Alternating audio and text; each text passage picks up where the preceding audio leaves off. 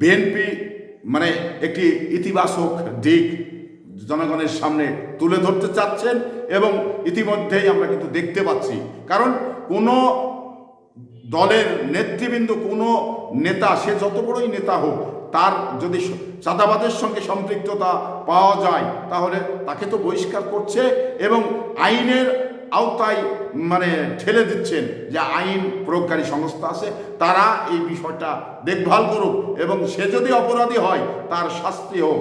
এতে বিএনপির মানে এতটুকু দ্বিধাবোধ নেই। তো এই জন্যেই বাংলাদেশে আগামীতে ক্ষমতায় যে বিএনপি যাবে এটা নিঃসন্দেহে সঠিক, কিন্তু এই যাওয়ার আগ মুহূর্ত যে প্রতিবন্ধকতা তৈরি হচ্ছে, এই প্রতিবন্ধকতা থেকে আমাদের বেরিয়ে আসতে হবে। কারণ এখানে দু একটি নেতা বা কর্মী তারা মনে করছেন যে আমরা সুযোগ পেয়েছি চাঁদাবাজি করে নিব।